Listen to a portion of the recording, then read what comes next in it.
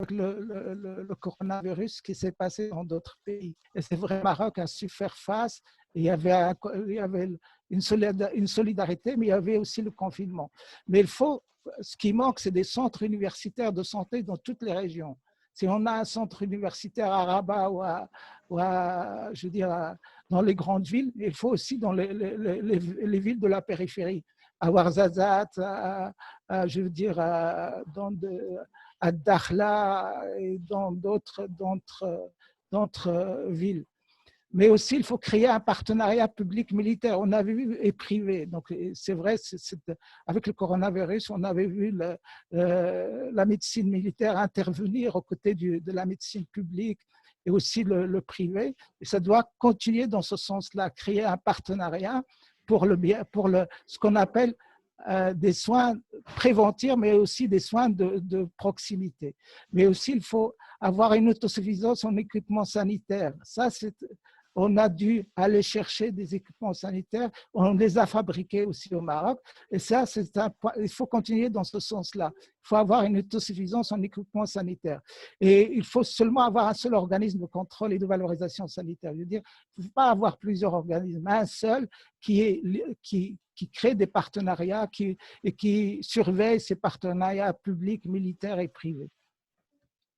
Donc, comme j'ai parlé tout à l'heure de la culture, donc il y a une double culture amazigh arabe dans le cadre de l'islam, très riche à valoriser parce que parfois, quand on voit sur les écrans de télé et tout ça, plus on apporte des choses qui n'ont rien avec notre culture, alors que notre culture a plusieurs siècles. Je veux dire, déjà avec l'islam, c'est 12 siècles, c'est une richesse. Notre culture est une richesse qu'on peut exporter. Et aussi, il faut, dans ce sens-là, des médias modernes et innovants qui participent d'une manière plus objective, donc avec des fonds, ça peut être des fonds privés, des fonds publics, mais qui défendent la culture marocaine. Et que la production soit au niveau des films, soit au niveau des documentaires, qu'ils soient marocaines en priorité.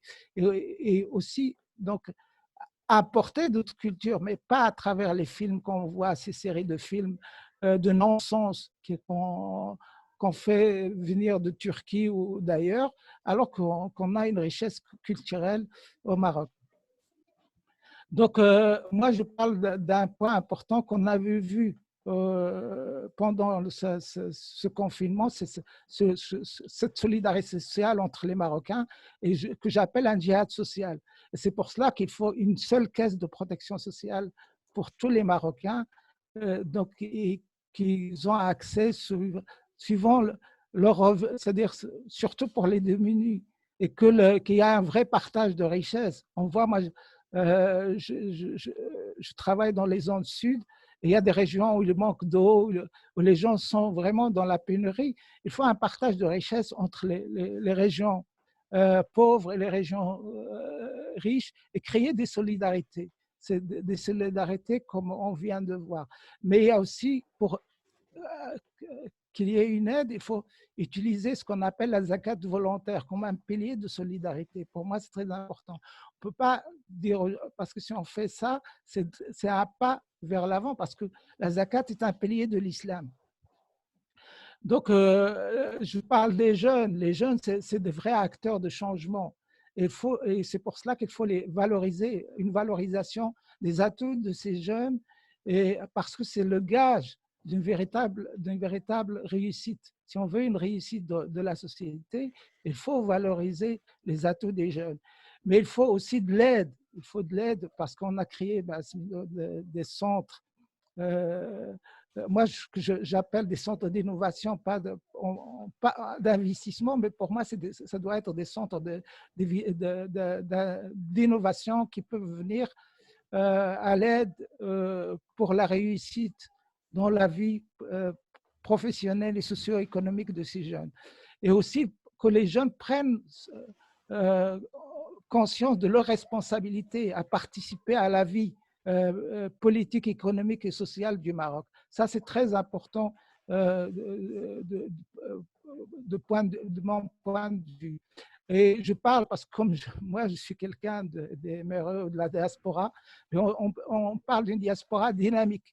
pas seulement, on ne doit pas la voir comme un pourvoyeur de devises pour le Maroc, mais aussi comme un investisseur économique pour le Maroc. Parce que la plupart des gens de la diaspora investissent dans l'immobilier, mais ils n'investissent pas dans des projets économiques. Et ça, c'est très important. Il faut les inciter à investir. Et c'est ça, c'est le rôle aussi des ambassades, des consulats, c'est de créer une dynamique solidaire avec la diaspora, et pas seulement dans le sens politique, mais aussi dans le sens économique, culturel et social. C'est très important parce que c'est aussi l'image du Maroc. C'est quelqu'un qui défend, la diaspora doit défendre les intérêts du Maroc. Et il faut l'aider dans ce sens-là. Et c'est un capital humain important parce qu'on a des jeunes diplômés, je veux dire, et il y a une diversité de compétences qu'il faut prendre en considération. Et ce sont aussi des défenseurs des intérêts du Maroc. Et c'est pour cela qu'il faut créer des liens. Même, à mon avis, il faut aussi qu'il y ait une représentation au niveau du Parlement, qu'ils soient des acteurs, parce que c'est des Marocains avant qu'ils soient des résidents à l'étranger. Donc ça, pour moi, c'est très important. La, euh, pour finir, je parle de la vie parce que la plupart des gens vivent en ville, mais dans des villages, mais il faut que ça soit une ville bioénergétique, intelligente et autonome. Je donne l'exemple de Singapour. Singapour a connu une détresse dans les années 50-60. Après, il a connu un développement qui l'a amené à devenir une plateforme économique, même portuaire, et une plateforme de l'industrie. Donc, et en plus, une ville bioénergétique, je veux dire, même, elle est basée sur le feng shui, parce que chez les Chinois, le feng shui, ça veut dire c'est l'énergie qui circule. C'est pour cela il y a une vitalité, c'est une ville vivante. Et pour les villes marocaines, ça doit être la même chose. Une ville verte qui intègre la nature et les produits naturels, qui recycle ses déchets et ses eaux usées, qui utilise des énergies renouvelables et qui est connectée en réseau avec une mobilité douce. Ce qui manque, parce que quand on voit au niveau des villes marocaines, il manque des parcours cyclables ou de motorisés. Mais ça, il faut développer, donc même à pied, hein, donc, et créer des paysages, des parcs de culture. Moi, j'ai parlé de parcs de culture en relation avec d'autres cultures. Donc, par exemple, moi, je suis géologue de formation. Enfin, par exemple, si on prend une maison japonaise zen, ben les éléments, ce qu'on appelle le feu, le bois, l'eau et la terre. Donc, pour vous montrer un peu les choses dans ce sens-là. Donc, il faut une ville verte, mais aussi qui a sa spécificité. On parle, par exemple, de ville universitaire. Et en Belgique, le Val-la-Neuve, c'est une ville universitaire. Donc, ou une ville technologique, ou une ville médicale. Donc, pas des villes ghetto. Et quand on voit, par exemple, Tamansourt, dont je connais, qu'on a construit sur des schistes, donc qui sont d'abord où rien ne pousse et qui apportent des problèmes de santé aux gens.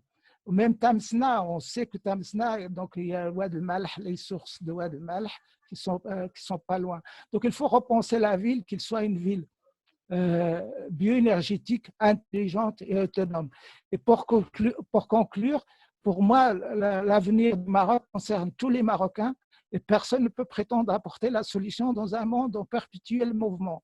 Mais le Maroc, pour moi, a des atouts. Il a une culture islamique, sa jeunesse, ses ressources humaines et naturelles, sa position géostratégique par rapport à l'Occident, au monde musulman et à l'Afrique, sa stabilité politique et la recherche d'un compromis à la marocaine. Et ça, c'est très important aussi. Reste qu'il y a des inégalités dans les choix politiques et la participation citoyenne, dans les partages des richesses au niveau des citoyens et des régions, dans l'éducation et la formation, dans la solidarité et le sens civique. Parce que le civisme, c'est très important pour les jeunes. Le Maroc a de l'avenir, reste à le faire avec tous les Marocains, sans exception ni exclusion. Voilà, donc j'ai terminé. Je vous remercie et je m'excuse. Voilà. Je ne vous entends pas. Je veux remercier infiniment professeur Ahmed Tourgenit. Vous étiez explicite, l'exposé était clair. Vous avez contribué avec des réflexions très, très importantes en ce qui concerne les fondements de notre nation qui devrait être un élément qui consolide notre solidarité et notre unité. Vous avez parlé des chantiers sur lesquels on doit repenser ce nouveau modèle de développement et ce que j'ai apprécié beaucoup dans votre présentation lorsque vous avez parlé de ces différents types de patriotisme. Et vous avez bien sûr développé les grands chantiers qui concernent bien sûr la nécessité de revoir notre vie politique, notre participation en tant qu'acteur politique dans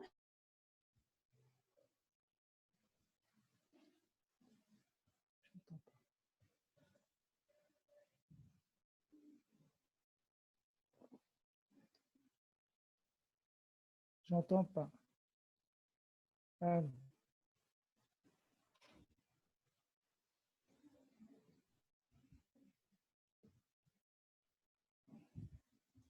Vous avez également parlé sur le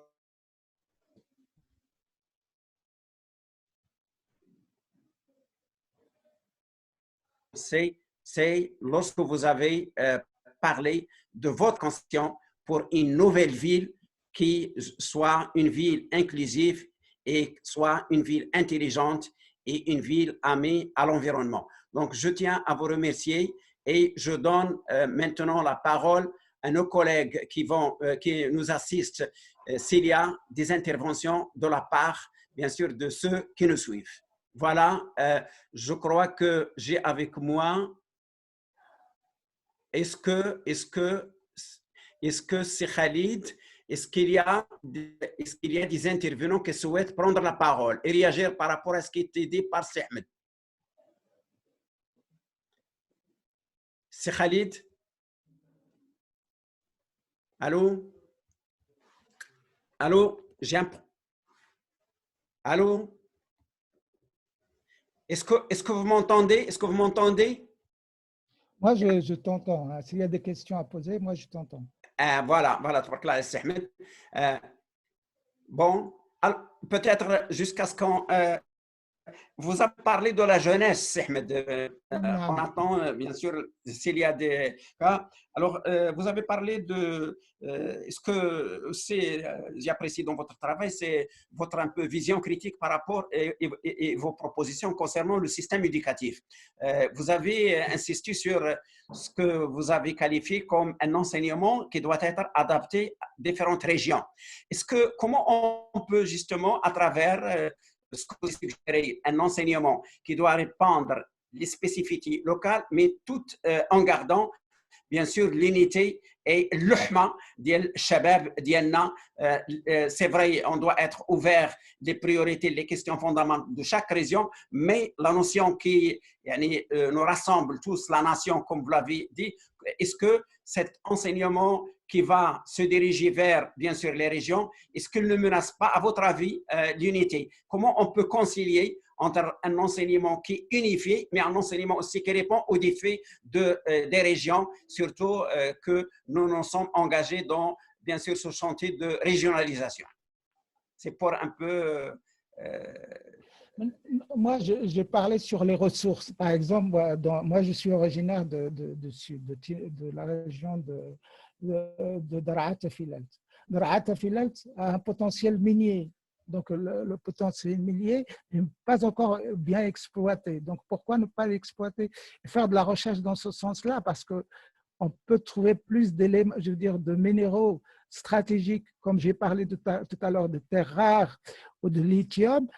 Ben, c'est ça, c'est d'aller dans ce sens-là. Donc, ouvrir les gens sur les ressources locales, ben, ça peut être comme option. Moi, je veux dire, ça peut être comme option si on veut. Mais au moins, quand il y a l'intérêt, doit porter d'abord à la région. à la région où on est, à ses ressources. Par exemple, dans la région, je parle de la région de Raat Filal, il y a le soleil. Donc, travailler plus sur les énergies renouvelables, sur les ressources minières, sur la rareté de l'eau, sur le reboisement. C'est tout un chantier, hein, donc c'est dans ce sens-là. Donc, s'il n'y a pas de compétences, comment on veut aller dans ce sens? Donc, il faut former des gens pour remédier. Sinon, les gens vont quitter ces régions pour aller s'installer ailleurs. Donc, s'il n'y a pas d'eau, eh ben, il n'y a plus de vie. Donc, c'est dans ce sens-là que je parle, pas dans un sens de créer des différences. Non, c'est dans ce sens de développer localement, parce que le développement local intervient aussi, il rentre dans le développement national et dans le développement global. C'est dans ce sens-là que j'ai insisté sur ça, sur l'enseignement, mais un enseignement intégrant, qui intègre les élèves ou les étudiants dans la problématique de leur région. Oui, effectivement, Ahmed, c'est ce que donc j'attends à ce que, bon, j'ai attendu à ce que vous explicitez que répondre aux spécificités de la région à travers l'enseignement, à travers les services de la santé, ceci constitue vraiment une déclinaison des politiques au niveau national aux différentes régions et aussi répondre à ces spécificités pour justement décentraliser le développement, décentraliser les services, décentraliser bien sûr les secteurs clés comme l'enseignement, comme la santé, comme vous l'avez cité. Alors, peut-être une autre question parce que j'attends si nos amis, s'ils peuvent, parce que je ne vois pas qu'il y a des gens. Oui. Il faut régler un peu l'écran, parce que l'écran, on ne vous voit pas, on voit que le haut de votre... Je peux vous venir en aide, Monsieur Ftouhi, professeur Ftouhi. Voilà, il y a une question de la part de Mustafa Mouline. Oui, très qui dit certains préconisent de parler de développement soutenable au lieu de développement durable. Alors, quelle est la bonne définition? Il vous demande, cher professeur, quelle est la bonne définition? Merci. D'accord. Alors, Ahmed, est-ce que vous pouvez répondre à cette question? Moi, quand j'ai utilisé le terme durable, c'est qui dure dans le temps. Donc, c'est qui va loin.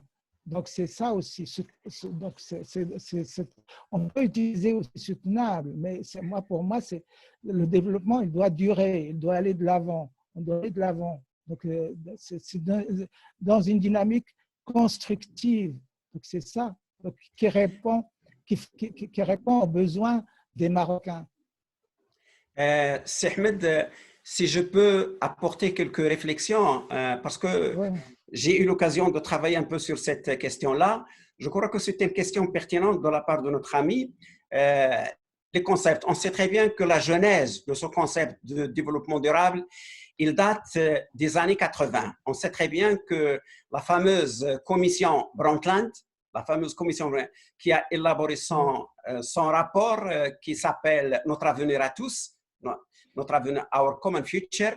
Et ce rapport, bien sûr, à la demande des Nations Unies, il y avait plus de 100 experts qui ont été sollicités pour réfléchir sur l'avenir de l'humanité. Et c'est durant cette date exactement, vers les années, si ma mémoire ne me trahit pas, c'est vers 1987-88, il y a le rapport qui est sorti sous le titre de Notre avenir, Mustaqbalna al-Mushtarak, Our Common Future. Il a utilisé pour la première fois ce concept de développement soutenable. Il y avait un problème de traduction.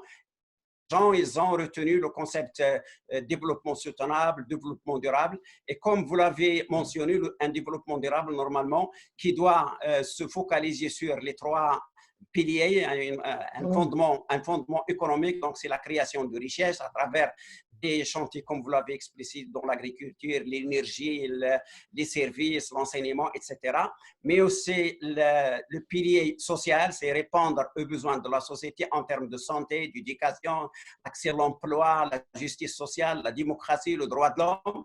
Et puis le troisième pilier, c'est conserver bien sûr les équilibres écologiques et la protection de l'environnement. Mais à un certain moment donné, on a dit que les développements durables, ce n'est pas uniquement les trois piliers, et ils ont rajouté aussi la question de gouvernance. Et il n'y a pas de gouvernance s'il n'y a pas, bien sûr, une recherche scientifique. Et vous avez bien sûr développé cette question-là, le transfert et la création de la technologie. Et aussi, le troisième, c'est bien sûr l'investissement dans la culture et dans c'est ça le concept, c'est ça l'évolution de concept de développement durable, développement soutenable, que l'on traduit en langue arabe, voilà tout simplement pour un peu rajouter à ce que vous avez contribué. Donc, je vous remercie. Je ne sais pas s'il y a d'autres questions, Madame la Présidente, vous nous aidez, et aussi les autres collègues à votre côté, s'ils peuvent contribuer avec moi, parce que je ne vois pas ici sur mon écran les questions des gens qui nous suivent. Voilà, très bien. Alors, je voulais intervenir, dire un mot, excusez, parce que quand on parle le terme gouvernance, je l'ai déjà utilisé au niveau des villes, pour une bonne gouvernance des villes, qui intègre tous ces éléments dont vous venez de parler. La gouvernance est très important. Mais donc, c'est pour rejoindre ce que vous venez de dire. Voilà.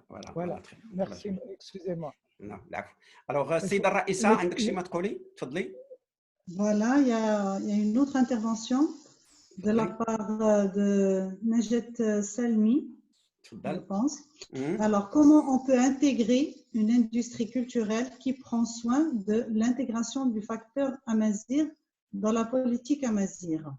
Est-ce qu'on peut dire que la culture amazigh n'a pas encore pris sa place dans l'émergence d'une culture citoyenne inclusive? Voilà, merci Madame la Présidente. Ahmed, vous pouvez réagir à cette question. Vous l'avez déjà développée, mais si vous pouvez apporter d'autres éclaircissements, s'il vous plaît. Déjà, il y a des chaînes, je veux dire les chaînes amazigh, ça c'est déjà un point positif. Et il y a l'Institut de la culture amazigh. Donc, c'est aussi la responsabilité des Amazirs de développer aussi les médias, de développer. Donc, on voit un peu dans d'Agadir et tout ça, il y a des films de langue amazigh, mais qu'on peut passer aussi sur les chaînes, je veux dire les autres chaînes, soit les chaînes en arabe qu'on traduit en arabe. Donc, il y a toute une culture, mais ça, c'est le partage de cette culture. Il y a un début, c'est promettant et ça va aller dans le bon sens. Et il y a cette dynamique, je la vois donc, sur le terrain. Voilà. Professeur Turtit, en plus de ce que vous avez dit, bien sûr, promouvoir la culture amazigh à travers les médias, à travers l'ILM, est-ce que vous ne voyez pas que vous avez parlé du système éducatif? On a essayé un peu d'introduire et de promouvoir justement l'intégration de cette composante au niveau de nos curricula, nos programmes scolaires. Alors, comment vous voyez le développement de ceci au niveau de notre système éducatif dans les différents cycles, depuis le préscolaire jusqu'à l'université? Est-ce qu'à votre avis, la langue amazigh devrait être uniquement une langue qui sera destinée aux gens qui habitent ces milieux géographiques pour répondre à cette spécificité géographique, ou bien il faut que ça soit un patrimoine commun pour l'ensemble de la communauté marocaine? Comment vous estimez l'intégration, le renforcement de cette composante au niveau de notre système éducatif? De toute façon, ça fait partie du patrimoine, donc le commun. Donc, mais son utilité va jusqu'à où? Donc il faut essayer, on est dans les balbutiements, les bases, et aller plus loin, qu'il devienne aussi une langue. Parce que moi, je suis amazigh, mais le tifinagh, la langue tifinagh, je la maîtrise pas. Donc, il faut d'abord maîtriser la langue pour produire quelque chose. Donc, c'est aussi. Donc, une production qui se fait avec l'Institut de la langue amazigh, mais il ne faut pas que ça prenne le dessus sur la culture islamique, je veux dire la culture arabo-islamique. Ça fait partie, il fait partie intégrante de la culture marocaine. Et moi, je dis, aller tout doucement, tout en respectant les normes de la société marocaine. J'ai apprécié dans votre intervention un concept innovant, ce que vous avez qualifié comme le jihad al-ijtima'i. Le jihad al-ijtima'i. Alors, est-ce que le jihad al-ijtima'i, ça peut être vraiment un concept qui va nous inciter à de nouvelles valeurs, de travailler ensemble, de solidarité.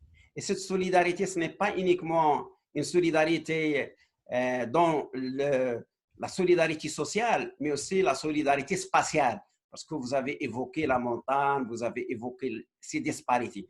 Alors, comment on peut incarner, comment on peut, bien sûr, donner une force à ce concept, à ce qu'il soit vraiment une pratique dans nos comportements, jihad al-ijtima'i. Voilà, je voudrais peut-être, si c'est possible, de détailler un peu plus sur ce concept-là, parce que c'est très intéressant. C'est quelque chose qui est lié à la culture, c'est quelque chose qui est lié à notre fondement religieux, c'est quelque chose qui est lié aussi même à notre pratique.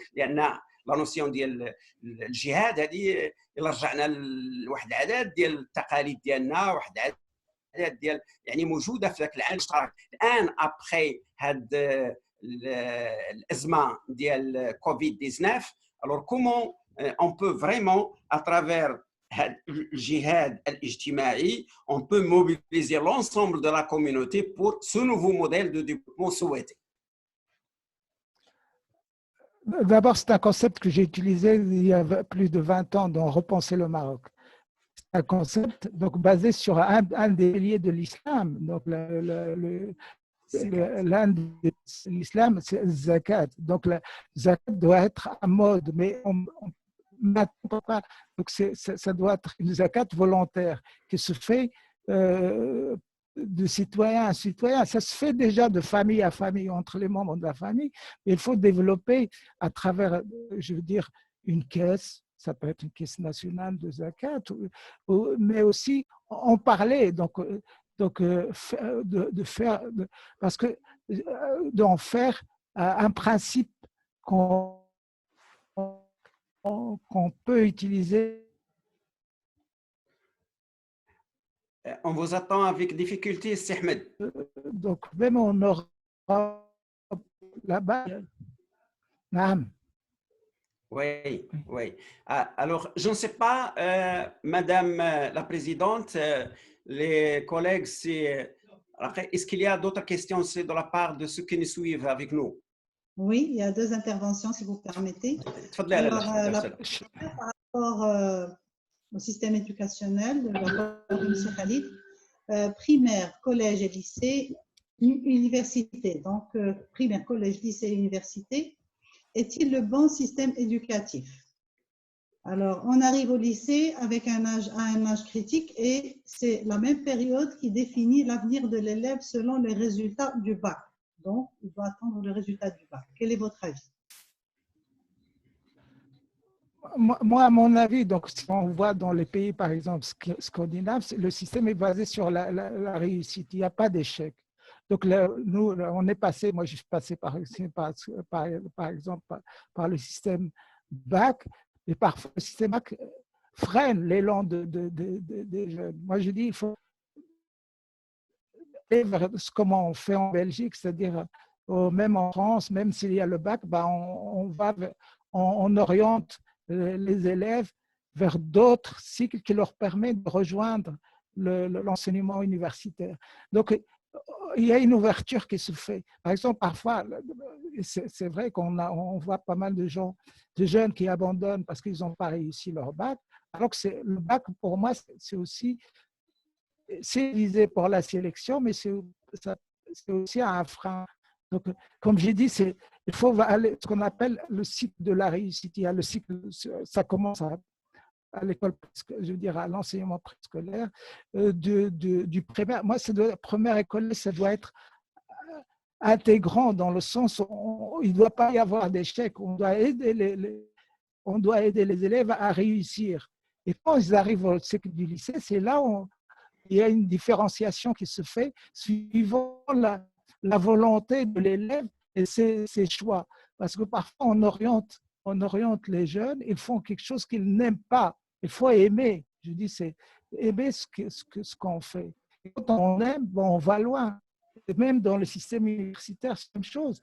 On a formé pas mal de jeunes diplômés, mais chômeurs, parce que le système n'est pas un système intégrant qui permet la formation, soit la formation courte un cycle de 3 ans, un cycle de 5 ans, et après le cycle post-universitaire avec les doctorats, tout ça. Mais ça doit être un système intégrant, basé sur la pratique, mais aussi ouvert sur l'entreprise. Voilà, donc, Wallahu a'lam. Monsieur Ahmed, Il faut régler un peu l'écran, parce qu'on ne vous voit pas. moi, Oui, un petit peu. Vers l'avant. Voilà, très bien. ça va, Voilà. c'est bon maintenant. C'est bon maintenant. Si vous permettez, j'ai une autre Ouais, c'est bon. intervention de de M. Oussama Msmoudi. Alors, il dit quels sont les dispositifs à mettre en place pour développer une recherche scientifique durable, notamment dans les métiers verts et durables. Merci. Ah, c'est une question pertinente, oui.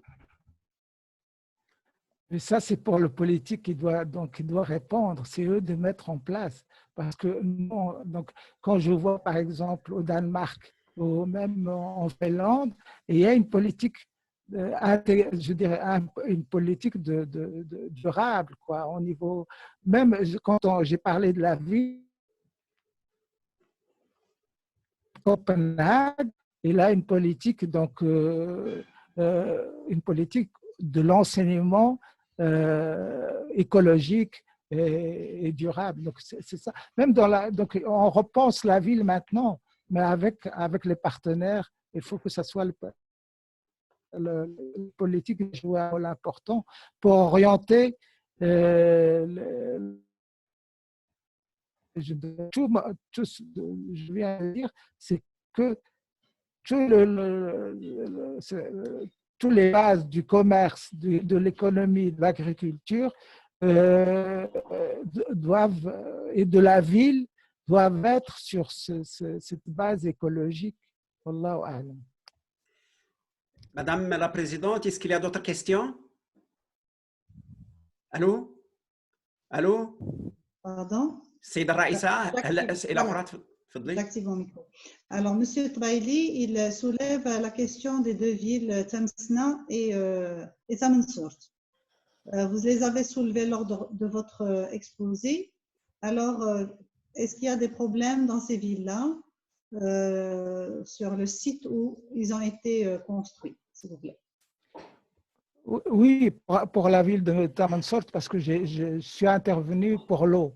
Je suis intervenu pour l'eau parce que les responsables qui sont les responsables du paysage m'ont dit de faire des forages pour l'eau. Mais il n'y a pas d'eau dans les schistes. Et dans les schistes, moi, en géobiologie, il y a ce qu'on appelle le radon et il y a aussi un problème de rayon gamma. Donc, pour le bien-être des gens, donc c'est pas un endroit, parce que c'est pas un endroit, je veux dire, vivable, quoi. Et ça, c'est pour cela que quand on pense la ville, on doit la penser à base de géologie, géotechnie, géographie. Donc, il faut penser la ville d'une manière globale avant de construire. C'est pas parce que les architectes qui sont à la base de la construction. Il faut voir que donc est-ce que la nature de sol est vivable. Même ça va, quand je vais faire l'intervention sur la géobiologie, il y a des endroits pathogènes. Il y a des gens qui ont construit des belles villas, mais non habitables. Et moi, j'ai fait des mesures chez eux, soit en Belgique, soit en France, et sont inhabitables, même au Maroc. Donc, quand on choisit un terrain, il faut qu'il réponde à des normes techniques, soit au niveau géologique, soit au niveau géotechnique, soit au niveau environnemental, soit au niveau aussi construction, parce que ça ne sert à rien de construire des tours et des trucs qui ne répondent pas aux besoins et à la santé des gens. Comme on a, pour moi, c'est des villes ghettos. C'est parce qu'on a. Mais il faut, comme j'avais dit aussi, il faut. Quelle est la spécificité de la ville? Est-ce que c'est une ville académique, je veux dire, ou sanitaire, ou même liée aux énergies renouvelables, ou liée à l'agrobiologie? Donc, il faut que la ville ait une spécificité. Wallahu a'lam. C'est Ahmed. Madame la Présidente, il y a d'autres questions? Si vous pouvez, s'il vous plaît, saute. Oui, voilà, j'active le son. Alors, Monsieur العراقي الرشيدية, alors il pose d'abord il dit أشكر الدكتور أحمد على مداخلته الأصيلة والتي تجمع بين المقومات الحضارية ومتطلبات التقدم المنشود في الشق الاقتصادي. هناك إكراهات كبيرة، منها محدودية النظام المالي، انتشار القطاع غير المهيكل، تبعية لنماذج خارجية في الاقتصاد والتعليم وغيرها، نظام ضريبي غير مشجع على الإنتاج ومكبل للمقاولة. Alors في التعليم تقلب المقاربات رغم وجود استراتيجيات. في المجال السياسي هناك تردد في تنزيل الجهوية إداريا واقتصاديا. ما رأيكم؟ Parce que je viens d'aborder, c'est donc donner plus d'importance à la région, et donc qu'ils soient des régions qui prennent en charge leur spécificité. Donc, dans un cas de solidarité entre les régions, je parle des régions avec les régions pauvres, entre régions, peu importe le politique, mais le plus important, c'est le développement des régions. Au niveau de l'enseignement, mais il faut un enseignement parce que moi, je dis qu'il faut repenser l'enseignement à l'envers. J'ai un enfant qui commence dans l'école préscolaire en 2020, comment il va être en 2040, donc 20 ans après, parce que le monde change. Est-ce que moi, j'arrive à intégrer cet élève dans le monde dans les années à venir? Donc, c'est ça aussi, c'est d'essayer d'intégrer nos jeunes, parce que c'est eux les acteurs de demain. Donc, essayer de les intégrer dans la dynamique de développement. Oui. Donc, si vous avez, parce que vous êtes durable, vous pourriez ajouter, spécialiste de développement durable, vous pourriez ajouter des choses. Il y a un problème de sens, Ahmed. On n'arrive pas à vous entendre d'une façon très nette. Je ne sais pas les autres collègues, est-ce qu'ils ont le même problème que moi? Oui, un petit peu. On n'a pas entendu la dernière réflexion, oui. Oui.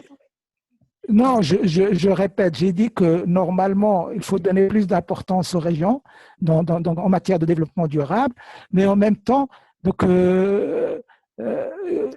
donner de l'importance aussi à de l'enseignement. L'enseignement, j'ai dit, ça commence. J'ai un enfant maintenant qui rentre à l'enseignement préscolaire. Comment il va être dans 40 ans? Alors que le monde change. On est dans un monde qui change. Donc, est-ce que moi, j'ai pensé pour lui dans les 20 années ou les 30 années donc, c'est lui l'acteur de demain. Donc, est-ce que moi l'enseignement que j'ai maintenant, est-ce qu'il va lui permettre d'être un acteur dynamique d'ici 20 ans, d'ici 30 ans? Donc, c'est ça, c'est de repenser l'enseignement à l'envers, de voir les phases et d'aller. Donc, c'est pour moi un enseignement qui doit intégrer l'enfant, qui lui permet d'être créatif, d'avoir de l'intuition, parce que l'enseignement, c'est aussi de l'intuition, c'est de l'imagination, c'est aussi c'est de la créativité, c'est tout ce qu'on veut. On ne peut pas bourrer la tête des enfants avec des cours. C'est dépassé. Donc, il faut… C'est en relation avec ce que vous êtes en train maintenant de développer, vous avez parlé peut-être d'un nouveau mode d'enseignement qui ne doit plus se baser sur la transmission de connaissances, mais sur la formation de ce qu'on appelle les skills life, les compétences de vie qui répondent, qui peut apporter des solutions justement pour les enjeux économiques, les enjeux environnementaux, les enjeux… Donc, normalement, si on est amené à réfléchir sur notre système éducatif, ce n'est pas uniquement du point de vue purement administratif, mais aussi au point de vue pédagogique. Donc, cette question de renforcer, bien sûr, on a besoin de renforcer le savoir, mais on a besoin aussi de renforcer ce qu'on appelle les skills, les compétences, le kifayat. Et je crois que ceci doit être un élément fondamental dans l'élaboration de nos programmes scolaires, de nos programmes éducatifs, de nos filières universitaires. Ça, c'est très intéressant. Il y a aussi une question qui me paraît fondamentale. Il faut aussi encourager les initiatives citoyennes. On sait très bien maintenant qu'il y a une diversité de systèmes éducatifs. Alors, comment on peut, bien sûr, garder l'école publique et donner à l'école publique sa place qu'il a perdue, tout en encourageant le secteur privé, mais un secteur privé qui est un secteur privé citoyen, qui contribue justement à la formation, qui contribue à ce système éducatif, à ce profil que nous souhaitons avoir et qu'il sera un élément fondamental dans ce nouveau modèle de développement, mais qui essaie un peu de concilier entre le gain, mais aussi entre l'intérêt public. Parce que ça, c'est un grand problème de notre institution de formation et notre institution de système éducatif qui s'est développé au niveau de l'enseignement primaire plus ou moins secondaire, et maintenant il commence à prendre de la place au niveau de l'université, au niveau de l'enseignement supérieur. Je crois qu'on a besoin, et aussi dans le système éducatif, on a beaucoup de compétences à l'extérieur, comme vous, comme beaucoup, comment on peut, et qui sont des experts, qui sont des chercheurs dans des grands laboratoires, dans des pays européens, dans des pays américains, comment on peut inciter ces gens-là venir et donner un élan à notre système éducatif, bien sûr, en travaillant côte à côte avec nos collègues, nos frères qui sont à l'intérieur du pays. Ce sont quelques réflexions, peut-être, pour enrichir ce que vous avez développé sur cette question-là. Alors, je ne sais pas s'il y a d'autres questions, Madame la Présidente. الله يخليك الصوت. voilà. نعم. Alors, كاين مداخلة ديال السي أسامة مسمودي. الحكامة الجيدة من المحاور الأساسية لإنجاح النموذج التنموي. محاربة الفساد يجب أن تكون محاربة الفساد يجب أن تكون مقننة بترسانة قانونية تحفظ حقوق المواطن وحريته في التعبير ومناهضة الفاسدين. Oui, moi j'ai écrit sur la corruption parce qu'il y a la petite et la grande corruption. La petite corruption, c'est ce qu'on voit quotidiennement quand on va pour un papier administratif ou à l'hôpital. Et il y a la grande corruption qui se passe au niveau des gens qui ont des appuis financiers. Donc, c'est ça aussi, cette grande corruption joue un rôle important. Et quand j'ai écrit aussi pour rejoindre ça, la fuite des capitaux. Donc, ça, c'est lié aussi à la corruption. Donc, il y a des gens qui se sont enrichis illicitement, mais il faut remettre tous les systèmes en question, de dire voilà. Donc, comme j'ai parlé aussi au niveau de la gestion des fonds publics, c'est-à-dire au niveau des communes, au niveau des marchés publics, tout ça, ça doit être clair. Ça doit être clair et ça doit se passer d'une manière donc sans que ça se passe en dessous des tables. C'est ça. Donc, ça, c'est une mentalité. Il faut changer cette mentalité basée sur la corruption. Si on ne change pas cette mentalité, et ça, c'est le rôle aussi des médias. Le rôle de l'État, le rôle du gouvernement, c'est aussi d'être ferme au sujet de la corruption. Il faut être ferme parce que c'est des milliards et des milliards qui passent sous les tables. Et ça, c'est la petite corruption de 5 dirhams ou de 10 dirhams ou de 20 dirhams. Il y a des corruptions de millions de dirhams. Et ça, c'est vraiment c'est une perte. C'est aussi une perte pour l'État, c'est une perte pour l'économie marocaine. Voilà. Merci, سي أحمد. D'autres questions, madame? الصوت الله يخليك، الصوت السيدة الرئيسة. Alors, il y a Oui. le problème au Maroc est surtout la présence d'un système politique qui ne laisse pas assez de manœuvre et d'indépendance aux partis politiques et à la société civile pour apporter leur contribution au développement du pays. Qu'en pensez-vous de cette réflexion, professeur? Oui, moi j'ai écrit qu'il y a donc si on veut être clair, il y a deux systèmes. Il y a le système de gouvernement actuel qu'on voit, il y a un autre système à côté. Et c'est ça aussi, il n'y a pas de marge, vous avez raison, il n'y a pas une marge de manœuvre. Il faut laisser au gouvernement et sous le contrôle, et laisser le contrôle du palais et lui laisser le plein pouvoir, je veux dire. Et c'est ça aussi. Donc, si on parle de la bonne gouvernance, ça doit être aussi dans ce sens-là. Il faut une bonne gouvernance pour le gouvernement. Ça, on le sait. Mais ça, il faut que le changement doit venir, c'est un changement intérieur qui doit se faire. Et je crois qu'on a pris conscience, je crois qu'on a pris avec ce qui s'est passé. On a vu un élan de solidarité, mais qui vient même de Sa Majesté Mohamed Sadis et des hommes d'affaires marocains. Il faut aller dans ce sens-là, de dire, voilà, on est passé par une étape, maintenant, laissons donc ceux qui dirigent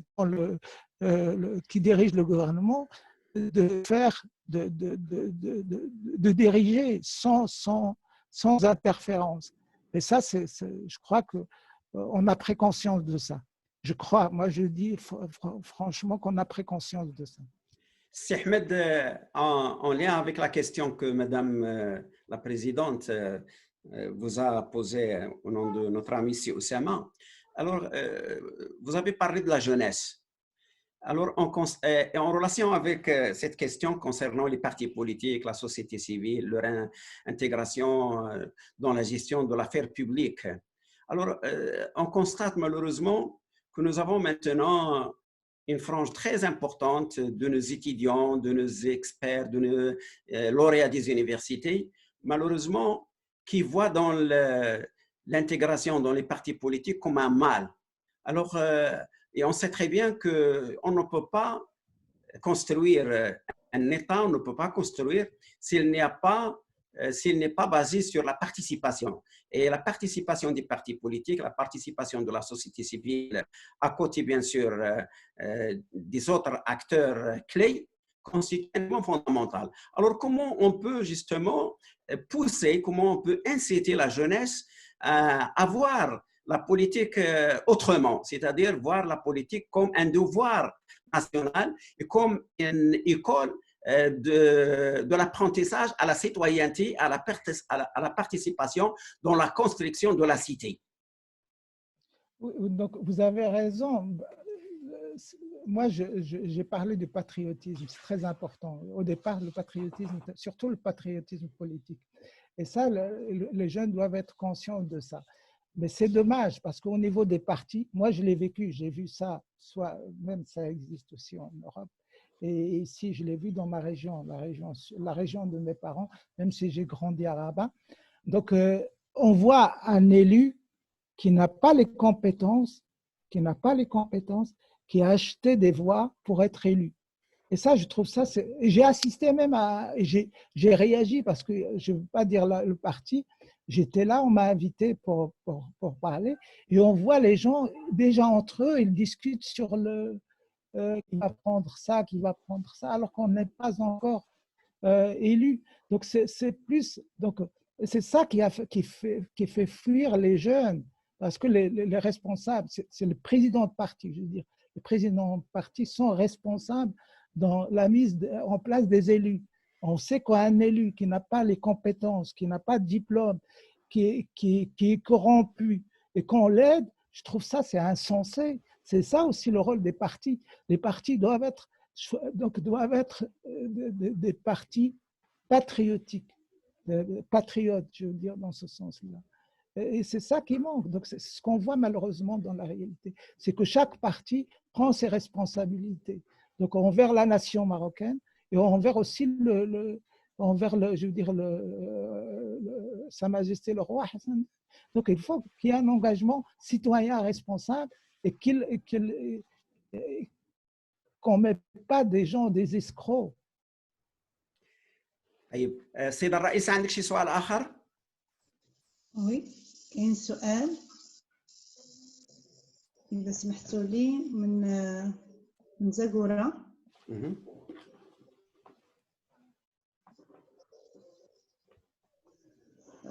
يتساءل عن حدود صلاحيات الجهات وفي واحد المشروع بالذات. يعني قالوا في زاغورا كان تم اتفاق على بناء مستشفى بتمويلات صينية، لكنهم شهدوا تعقيدات إدارية جمة. وهل هي مستقلة في زعما تتكلم على صلاحيات الجهات، وهل هي مستقلة في إنجاز مشاريع دون الرجوع إلى المركز؟ نتكلم ربما عن الجهوية المتقدمة. Merci. Est-ce que la question est claire, Ahmed Yak? Non, moi j'avais écrit sur les régions, j'avais écrit repenser même, ça fait 20 ans, donner à la région plus de potentiel et que c'est la région qui doit gérer elle-même tous les investissements et les infrastructures. On ne doit pas revenir chaque fois à Rabat pour trouver une solution locale. Donc c'est aux régions de développer ça en partenariat avec la Chine ou avec l'Allemagne. Donc chaque région, donc si on parle des régions, on doit laisser plus d'autonomie à ces régions-là. Donc, comme ça existe, si vous allez par exemple en Allemagne, les régions, c'est elles qui gèrent leur autonomie, leur indépendance économique par rapport au centre. Donc, et ça va alléger le centre, ça va alléger les ministères, donc donner plus de pouvoir aux régions au niveau mais qu'ils soient contrôlés, qu'il y ait un organisme de contrôle, parce qu'au niveau des régions aussi, on voit ce qui se passe même actuellement, et il y a de la fraude, il y a pas mal il y a des escroqueries. C'est Ahmed, vous avez parlé, et je crois que la question de notre collègue de Zagoura est une question pertinente, parce que l'avenir de tout projet de développement, ça réside dans le développement des régions. Voilà. Le développement des régions. Et je crois, si on souhaite que les régions jouent leur rôle, je crois qu'on doit respecter leur attribution. Leur attribution ne veut pas dire échapper au contrôle, au contraire. Mais je crois la régionalisation, il doit fonder sur justement un développement qui répond aux besoins de la région, mais avec des moyens. Je crois les moyens de la gouvernance et les moyens de la gestion et le moyen d'accès le financement, je crois qu'ils constituent des piliers fondamentaux. C'est vrai, lorsque vous avez parlé à l'Ahzab Siyasiya ou à l'Mujtama ou à l'Shabab, vous avez parlé de la moralisation. Yani tkhliq.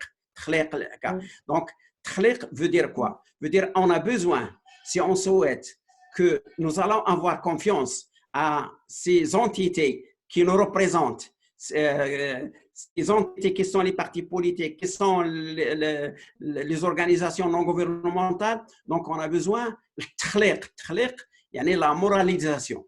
Et ça doit se fondre sur la démocratie interne. Si vous n'avez pas une démocratie interne, vous ne pouvez pas donner, bien sûr, à autrui لا بوسيبيليتي باش يامن بيك باش يصدقك. تخليق ديال هذه الهيئات شيء اساسي باش لا الدوله يعني تعطيك وتمنحك. اذا خاص هذا الجانب، ولكن كذلك حتى المواطن. قلنا الهروب ديال الشباب ولا شي حاجه، علاش؟ لان فعلا تكلمتوا على الفساد، تكلموا على اذا وهذا ما يمكن يكون الا عن طريق الديمقراطيه الداخليه، عن طريق ربط المسؤوليه بالمحاسبه، عن طريق الشفافيه، عن طريق لا ترانسبارونس، عن طريق لو ترافاي انصامبل، ماشي لو ترافاي دون فاسون ايزولي من وراء كتاب. تظهر لي الا بغينا تنتكلموا على ان نوفل modèle de développement, la composante gouvernance qui a été posée par un certain nombre des gens qui ont posé leur question. Je crois que la gouvernance, ça doit être un élément fondamental pour justement redonner la confiance le citoyen pour qu'il adhère pleinement dans ce nouveau modèle de développement souhaité. Si vous permettez, professeur, on va juste prendre 2 questions et on va arrêter parce qu'on vous a retenu depuis 17h, on est en 18h24. Très bien. Alors, il y a une question de la part de M. Bourkadi qui dit « Parmi le diagnostic établi de notre économie, c'est qu'elle est très imprégnée par une grande concentration et les aspects rentiers de génération en génération. Peut-on espérer à une nouvelle ouverture de notre économie dans la prochaine ère?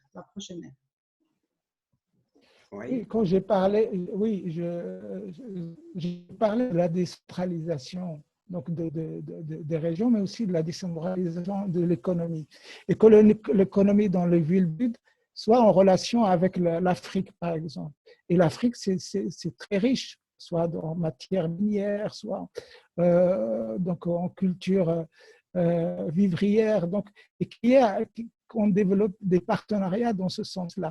Et il y a aussi ce que Sa Majesté a essayé de faire avec le Nigeria, un gazoduc qui vient de Nigeria jusqu'au Maroc, qui peut aller jusqu'en Europe.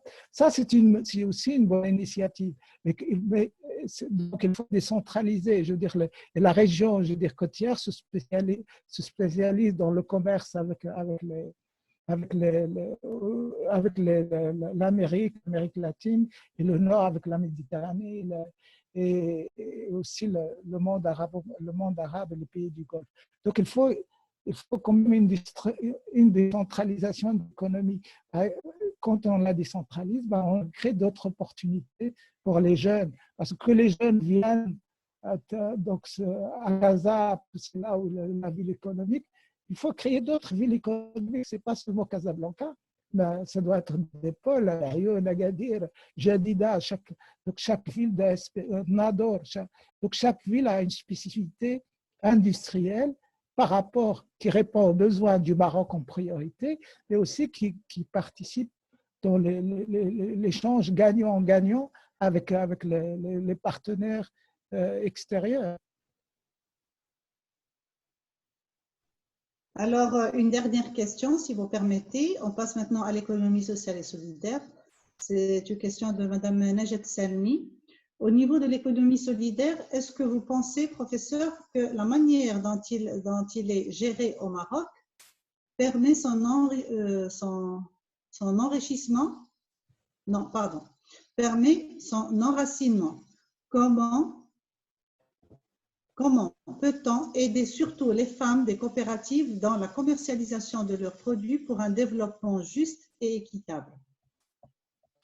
Oui, moi, vous avez raison. Donc, je prends un exemple parce qu'il y a la coopérative laitière qui est devenue celle de Taroudant, qui est devenue une grande entreprise. Et ça, donc, et le développement des coopératives, ce qu'on appelle aussi les mutuelles a fait de l'Europe ce qu'il est maintenant. Donc, au départ, c'était les mutuelles solidaires qui, après, c'est devenu des entreprises privées. Donc, les coopératives, moi, je suis pour ce genre de choses. Par exemple, si on crée des coopératives artisanales pour l'exploitation de carrières, de pierres, pour l'exploitation de mines, moi, je parle de la zone sud, de mines d'une manière artisanale, ça va aider au développement local Et ça va, c'est du travail aussi pour les jeunes. Donc, les coopératives, et il faut que l'État y pense et aide financièrement, et aussi par la formation. Ça, et les coopératives peuvent jouer un rôle important. Et ça peut aussi limiter ce qu'on appelle l'économie parallèle qui existe. Donc, cette économie parallèle, ça va mettre fin à cette économie parallèle qui existe. Donc, ce qu'on appelle l'économie qu'on voit, donc, qui n'est pas contrôlée du point de vue, qui n'est pas contrôlée par l'État. Donc, les coopératives et les mutuelles, même au niveau de l'assurance, parce que ça peut jouer un rôle important. Et ça reste quand même des coopératives marocaines ou des mutuelles marocaines. Et ça, moi, je trouve que c'est un élément important dans le développement durable du Maroc. C'est bon. On ne vous entend pas, M. Ftouhi. On ne vous entend pas. Voilà, je ne sais pas s'il ne reste plus de questions. Est-ce que je peux faire une synthèse et vous donner la parole pour clore cette session? Voilà, je pense, oui. D'accord. Donc, je crois que Ahmed nous a permis de réfléchir sur un sujet très intéressant, qui est le nouveau modèle de développement, bien sûr, à privilégier pour notre pays. C'est Ahmed, il nous a posé un certain nombre de jalons. D'abord, ce qu'il a qualifié comme le patriotisme, al-wataniya, en termes d'économie, en termes de la culture, en termes de l'environnement et en termes de nos cités. En ce qui concerne l'économie, donc il faut une économie multifacette, une économie qui doit créer de l'emploi, mais conserver aussi le capital naturel du pays. Un enseignement qui doit être un enseignement qui répond aux défis, bien sûr, et surtout un enseignement qui doit passer d'un enseignement basé sur une transmission des connaissances au développement des compétences pour sortir des profils qui soient des profils porteurs de développement et d'investissement dans les chantiers clés, que ce soit dans le domaine agricole, que dans le domaine industriel, que le domaine des services, etc. Il a parlé aussi, on a besoin de ce nouveau modèle de revoir, de repenser nos villes, nos établissements humains.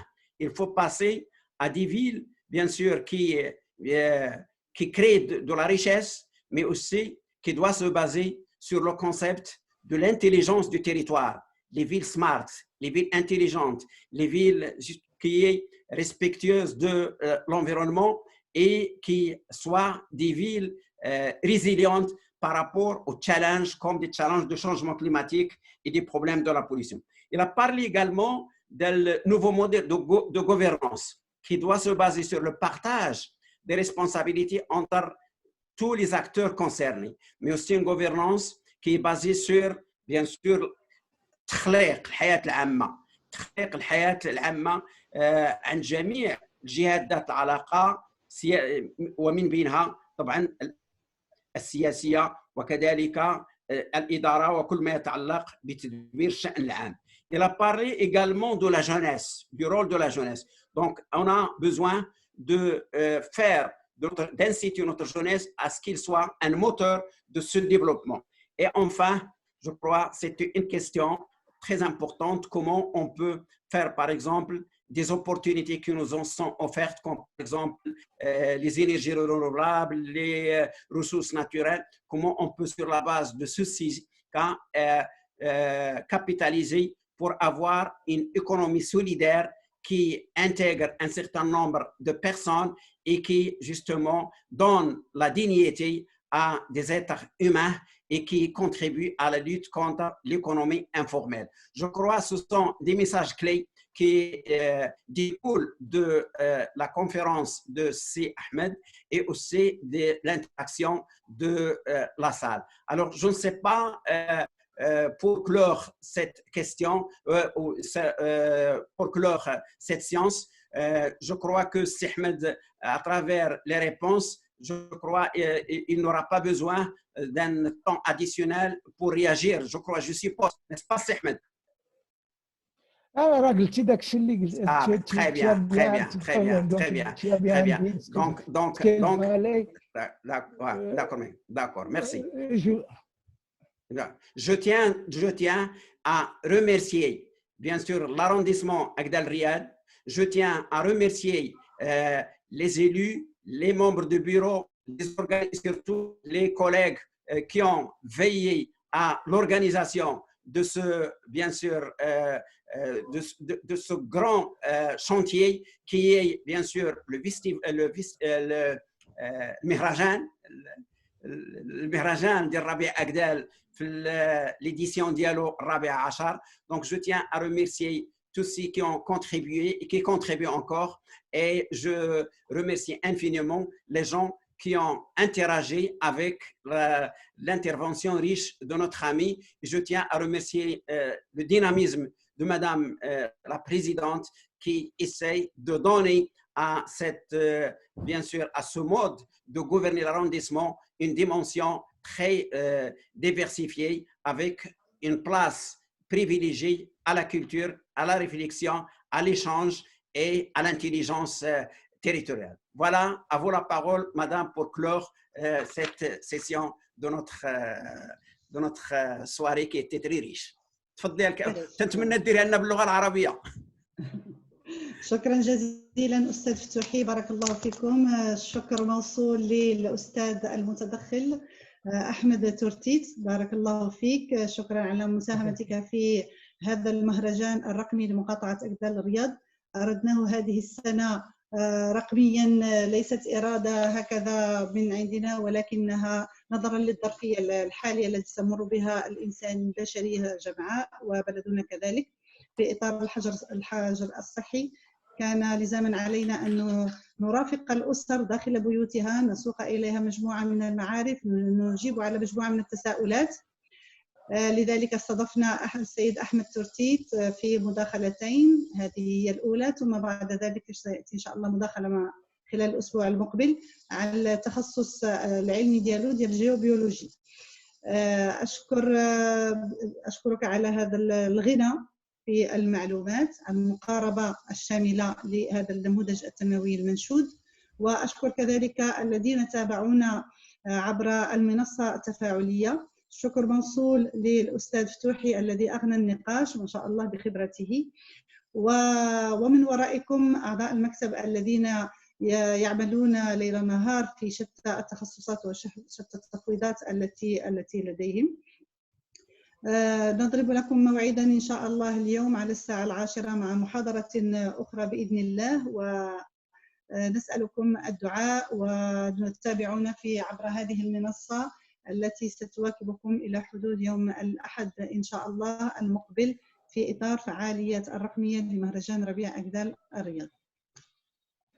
جزاكم الله ورمضان كريم. جزاكم الله، رمضان مبارك، رمضان كريم.